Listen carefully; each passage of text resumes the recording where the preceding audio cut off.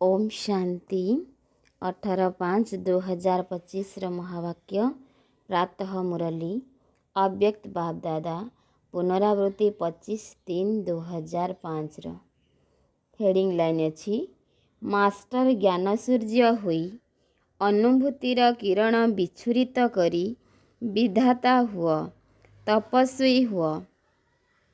Master ज्ञान सूर्य हुई अनुभूतिर किरण विच्छुरित करी विधाता हुआ तपस्वी हुआ। आज बाप दादा निजर चारिआडर होली हंस पिलामानंक सहित होली पर्व पालन करिबा पई आसिछंती। पिलामाने मध्य स्नेहर डोरी रे बांधी होई होली पालन करिबा पई पहुंची जाइछंती। मिलन करिबा पई केते स्नेहरे आसी पहुंची जाइछंती। आज बाप दादा सबु पिलांकर भाग्य को देखुथिले। केते बड़ भाग्य एमानंकु मिलिछि। जेतिकी होलीएस्ट अर्थात श्रेष्ठ पवित्र अटंती सेतिकी हाईएस्ट अर्थात सर्वोच्च मध्य अटंती। सारा कल्परे देख तुम मानंकर भाग्य ठारू उच्च भाग्य आउ काहार भी नाही। जानिछ ना निजर भाग्य को वर्तमान मध्य परमात्मा पालना परमात्मा शिक्षा एवं परमात्मा वरदान रे पालित हेउछ। भविष्यतरे मध्य विश्वर राज्य अधिकारी हेउछ एवं हेबा मध्य सुनिश्चित अटे निर्धार्य अटे। एथिरे तुमर निश्चय मध्य अछि। एहा परे पुणी जेतेबेले पूज्य हेउछ सेतेबेले तुमे श्रेष्ठ आत्मा मानक भଳି विधिपूर्वक पूजा आउ काहार भी हेउ नाही। तेणु वर्तमान भविष्यत एवं पूज्य स्वरूप रे मध्य हाईएस्ट अर्थात उच्चरु उच्च मध्य अट। तेणु वर्तमान भविष्यत एवं पूज्य स्वरूप रे मध्य हाईएस्ट अर्थात उच्चरु उच्च अट। तुम मानकर जड़ चित्रर मध्य प्रत्येक कर्मर पूजा हेउछि। दुनिया रे आजि पर्यंत अनेक धर्मपिता माने अनेक महात्मा माने जन्म ग्रहण करि जाइछन्ति, किंतु एभଳି विधिपूर्वक पूजा केवल तुमे उच्चरु उच्च परमात्मा संतान मानकर ही हेउछि। काहेकि ना वर्तमान समय रे प्रत्येक कर्मरे कर्मयोगी हुई कर्म करिबार विधिर फलस्वरूप पूजा मध्य विधिपूर्वक हेउछि। तेणु एही संगम समयर पुरुषार्थर ही प्रारब्ध प्राप्त हेउछि। तेबे उच्चरु उच्च भगवान तुम मानकु मध्य उच्चरु उच्च प्राप्ति कराउछन्ति। होली अर्थात पवित्रता। तुमे माने होलीएस्ट मध्य अट हाईएस्ट मध्य अट। एही ब्राह्मण जीवनर मूल दुआ ही पवित्रता अटे। संकल्प मात्र रे मध्य अपवित्रता श्रेष्ठ हेबा पाई देव नाही। पवित्रता ही सुख शांतिर जननी। पवित्रता ही सर्व प्राप्तिर चाबिकाठी। सेथिपाई तुम मानकर स्लोगान हेला पवित्र हुओ जोगी हुओ। जाहार स्मारकी होली पर्व अटे।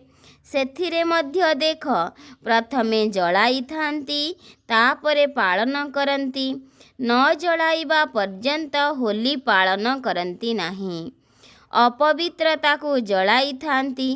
तुमे माने जोग अग्नि द्वारा अपवित्रता को जलाउछ।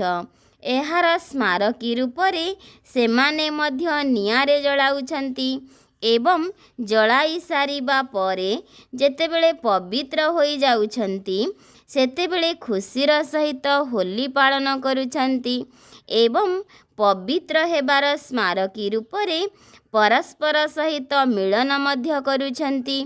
काहेकि ना तुमे माने मध्य जेतेबेले अपवित्रता को जलाई देउछ परमात्मा संगर रंगरे लाल होई जाउछ। परमात्मांकर संगर रंगरे लाल होई जाउछ सेतेबेले सर्व आत्मांक प्रति शुभ भावना शुभ कामनार मिलन उत्सव पालन करुछ। एहार स्मारकी रूपरे सेमाने मध्य मंगल मिलन पालन करुछंती। सेथिपाई बाप दादा सबु पिलंकु एही स्मृति देउछंती जे सर्वदा प्रत्येकंक ठारू आशीर्वाद निय एवं आशीर्वाद दिय। निजर आशीर्वादर शुभ भावना द्वारा मंगल मिलन कर। काहींकि ना जदि केही तुमको बदुआ अर्थात अभिशाप मध्य देउछि तेबे से तो अपवित्रता द्वारा बसीभूत अटे। पुणी भी जदि तुमे सही बदुआ मन भितरे रखी देउछ तेबे कण खुशी रे रही पारुछ सुखी होई पारुछ ना व्यर्थ संकल्पर काहींकि कण किपरि किए एही भली दुखर अनुभव करुछ। तेणु बदुआ अर्थात अभिशाप को ग्रहण करिबा अर्थ निजको मध्य दुख एवं अशांतिर अनुभव कराइबा। बाप दादांकर जेउ श्रीमत रहिछि सुख दिय एवं सुख निय सेही श्रीमतर मध्य उल्लंघन होई जाउछि। तेणु एबे सबु पिला दुआ देबा एवं दुआ नेबा शिखिगल तो शिखिल तो। आउ गोटिए कथा हैला प्रतिज्ञा एवं दृढ़ता पूर्वक प्रतिज्ञा कर मु समस्तंकु सुख देबी एवं सुख नेबी दुआ नेबी एवं दुआ नेबी। प्रतिज्ञा करिल तो साहस अछि तो जेउ मानक भितरे साहस अछि आजि ठारू दृढ़तार सहित संकल्प करुछंती दुआ देबू एवं दुआ नेबू। सेमाने हाथ उठाओ पक्का पक्का केबे भी कंचा हेब नाही। जदि कंचा होई रही जीव तेबे कंचा फल को चढ़ई माने खाई जानती। तेनु दृढ़ता सफलतार चाबी अटे। कौन समस्तंक पाखरे चाबी अछि तो अच्छी चाबी।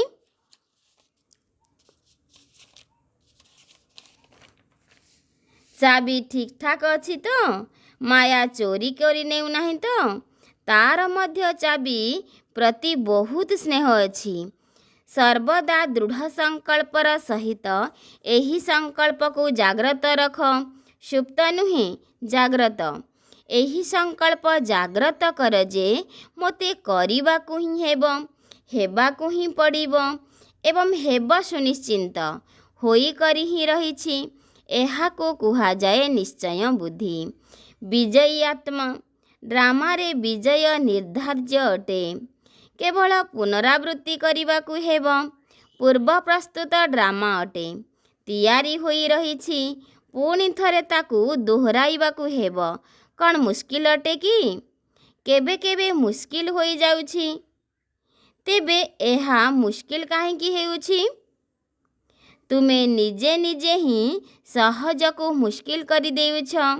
गोटिए छोटिया भूलटिए करी देउछ जानिछ केउ भूलटी करुछ। बाप दादा को सेही समय रे पिला मानक उपरे दया कौन कहिबु।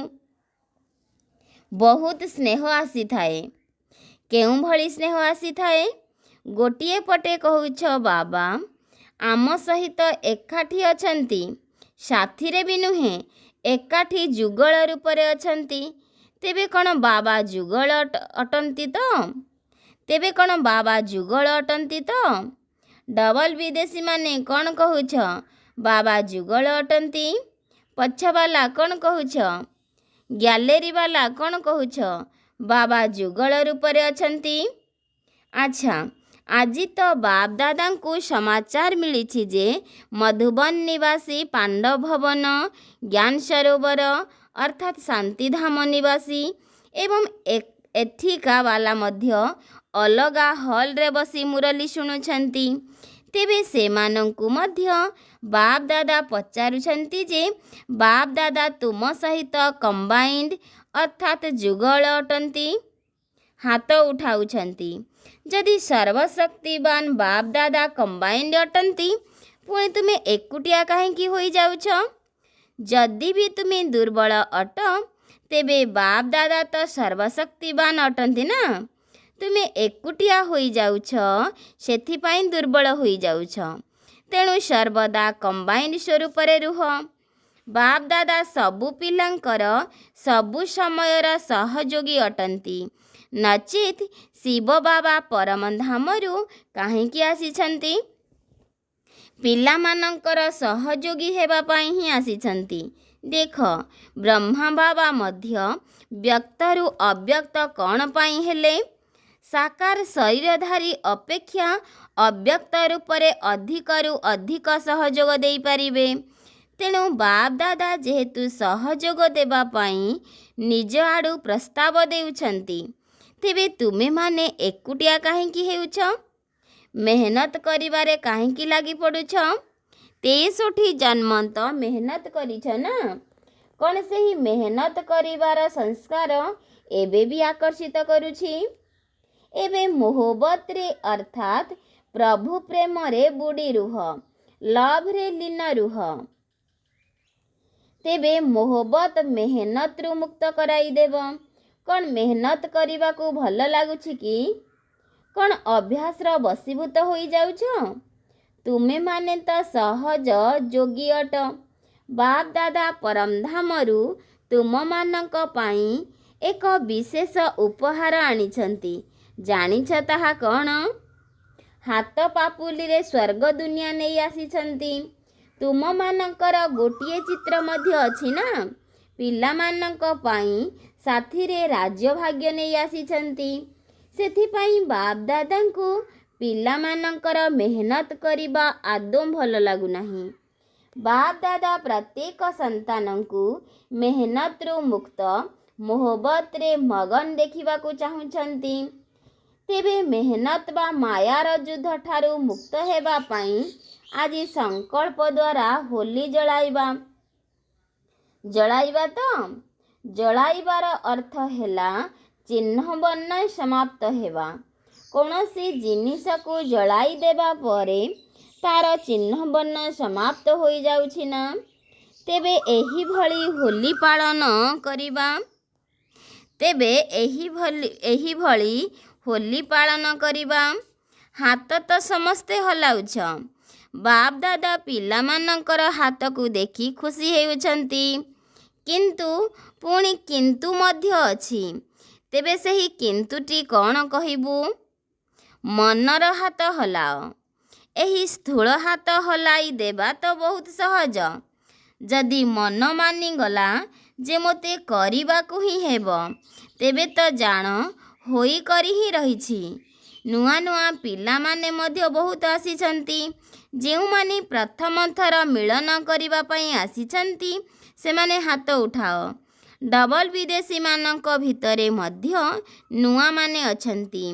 आज जेउ माने भी प्रथम थर पई आसीछंती, बाप दादा सेही मानकु विशेष करी निजर भाग्य जमा करिबार अभिनंदन देउछंती।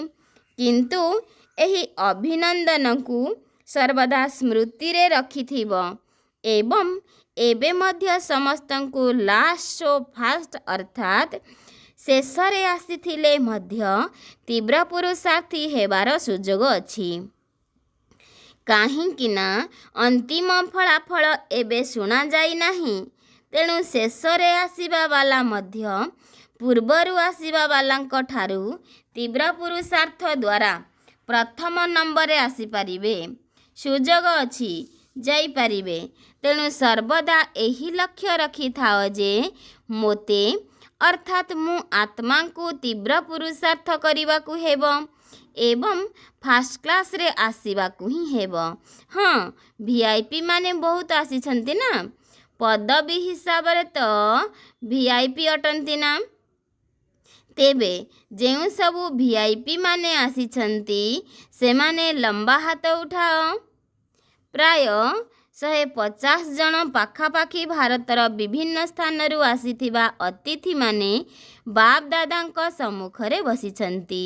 वेलकम। ନିଜର ଘରକୁ ଆସିବାର ୱେଲକମ୍ ଅର୍ଥାତ୍ ସ୍ୱାଗତମ୍। ଆସିଛ, ବହୁତ ଭଲ କରିଛ। ଏବେ ତ ପରିଚୟ ଦେବା ପାଇଁ VIP କୁହାଯାଉଛି, କିନ୍ତୁ ଏବେ ତୁମମାନଙ୍କୁ VIP ହେବାର ଅଛି। ଦେଖ, ତୁମମାନଙ୍କର ଜଡ଼ଚିତ୍ର ଦେବୀ ଦେବତାମାନେ VIP ଅଟନ୍ତି ନା? ତେଣୁ ତୁମମାନଙ୍କୁ ମଧ୍ୟ ନିଜର ପୂର୍ବଜମାନଙ୍କ ଭଳି ହେବାକୁ ହିଁ ପଡ଼ିବ।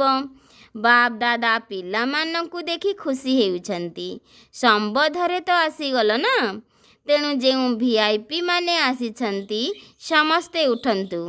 ବସି ବସି ଥକି ଯାଇଥିବ ନା? ତେଣୁ କିଛି ସମୟ ପାଇଁ ଉଠ। ଆଚ୍ଛା, ବର୍ତ୍ତମାନ ସମୟରେ ବାପ ଦାଦା ଦୁଇଟି କଥା ଉପରେ ବାରମ୍ବାର ଧ୍ୟାନ ଆକର୍ଷଣ କରାଉଛନ୍ତି। ଗୋଟିଏ ହେଲା ଷ୍ଟପ୍ ଅର୍ଥାତ୍ ବିନ୍ଦୁ ଲଗାଅ, ପଏଣ୍ଟ ଲଗାଅ। ଦ୍ୱିତୀୟରେ ଷ୍ଟକ୍ ଜମା କର। ଦୁଇଟି ଯାକ ଜରୁରୀ ଅଟେ। ବିଶେଷ କରି 3ଟି ସମ୍ପତ୍ତି ଜମା କର। ଗୋଟିଏ ହେଲା ନିଜର ପୁରୁଷାର୍ଥର ପ୍ରାରବ୍ଧ ଅର୍ଥାତ୍ ପ୍ରତ୍ୟକ୍ଷ ଫଳ, ତାକୁ ଜମା କର। ଦ୍ୱିତୀୟରେ ସର୍ବଦା ସନ୍ତୁଷ୍ଟ ରହିବା ଏବଂ ସନ୍ତୁଷ୍ଟ କରିବା। କେବଳ ସନ୍ତୁଷ୍ଟ ରହିଲେ ହେବ ନାହିଁ, କରିବାକୁ ମଧ୍ୟ ପଡ଼ିବ। ତା'ର ଫଳସ୍ୱରୂପ ଆଶୀର୍ବାଦ ମଧ୍ୟ ଜମା କର। ଆଶୀର୍ବାଦର ଖାତା ମଧ୍ୟ କେବେ କେବେ କେହି ଜମା କରୁଛନ୍ତି, କିନ୍ତୁ ଚାଲୁ ଚାଲୁ କୌଣସି ନା କୌଣସି ଛୋଟ ମୋଟ କଥାରେ ଦ୍ୱନ୍ଦ୍ୱରେ ପଡ଼ି ଶକ୍ତିହୀନ ହୋଇ ଜମା କରିଥିବା ସମ୍ପତ୍ତିରେ ମଧ୍ୟ ପୂର୍ଣ୍ଣଚ୍ଛେଦ ପକାଇ ଦେଉଛନ୍ତି। ତେଣୁ ଆଶୀର୍ବାଦର ଖାତା ମଧ୍ୟ ଜମା ହେବା ଦରକାର। ତା'ର ବିଧି ହେଲା ସନ୍ତୁଷ୍ଟ ରହିବା ଏବଂ ସନ୍ତୁଷ୍ଟ କରିବା। ତୃତୀୟରେ ହେଲା ସେବା ଦ୍ୱାରା ସେବାର ଫଳ ଜମା କରିବା ବା ସମ୍ପତ୍ତି ଜମା କରିବା। ତା ସହିତ ସେବା କରିବାରେ ମଧ୍ୟ ବିଶେଷ କରି ନିମିତ୍ତ ଭାବ, ନିର୍ମାଣ ଭାବ ଏବଂ ନିର୍ମଳ ବାଣୀ। ବେହଦର ସେବା। ମୋର ସେବା ନୁହେଁ, ବାବାଙ୍କର ସେବା। ବାବା କରାବନହାର ଅର୍ଥାତ୍ ନିର୍ଦ୍ଦେଶକର୍ତ୍ତା ହୋଇ ମୁଁ କରନହାର ଅର୍ଥାତ୍ କର୍ମକର୍ତ୍ତା ଦ୍ୱାରା ସେବା କରାଉଛନ୍ତି। ଏହା ହିଁ ହେଉଛି ବେହଦର ସେବା। ଏହି 3ଟି ଯାକ ଖାତାକୁ ଚେକ୍ କର। 3ଟି ଯାକ ଖାତା ତ ଜମା ହେଉଛି ତ? ତୁମ ଭିତରେ ମୋର ପଣିଆର ଅଭାବ ହେବା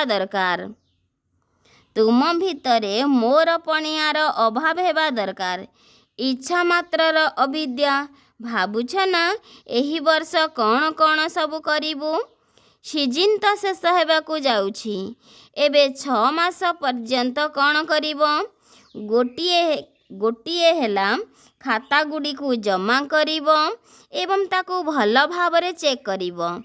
କେଉଁ କୋଣରେ କୌଣସି ଅବିନାଶୀ ଇଚ୍ଛା ରହିଯାଇ ନାହିଁ ତ? ମୁଁ ଏବଂ ମୋର ପଣିଆ ନାହିଁ ତ? ମୁଁ ନେବତା ନୁହେଁ ତ? ଏବେ ବିଧାତା ହୁଅ, ନେବତା ନୁହେଁ। ନା ନାମ, ନା ମାନ ସମ୍ମାନ, ନା ସ୍ୱାଭିମାନ, କେଉଁଥିରେ ବି ନେବତା ନୁହେଁ। ଦାତା ହୁଅ, ବିଧାତା ହୁଅ। ଏବେ ତ ଦୁଃଖ ବହୁତ ବଢ଼ି ଚାଲିଛି ଏବଂ ବଢ଼ିବ ମଧ୍ୟ। ସେଥିପାଇଁ ମାଷ୍ଟର ସୂର୍ଯ୍ୟ ହୋଇ ଅନୁଭୂତିର କିରଣ ବିଚ୍ଛୁରିତ କର। ସୂର୍ଯ୍ୟ ଯେପରି ଏକା ସମୟରେ କେତେଗୁଡ଼ିଏ ପ୍ରାପ୍ତି କରାଇ ପାରୁଛି, ଗୋଟିଏ ପ୍ରକାର ପ୍ରାପ୍ତି କରାଉ ନାହିଁ, କେବଳ ଆଲୋକ ଦେଉନାହିଁ, ଶକ୍ତି ମଧ୍ୟ ଦେଉଛି ଏବଂ ଅନେକ ପ୍ରକାର ପ୍ରାପ୍ତି କରାଇ ପାରୁଛି।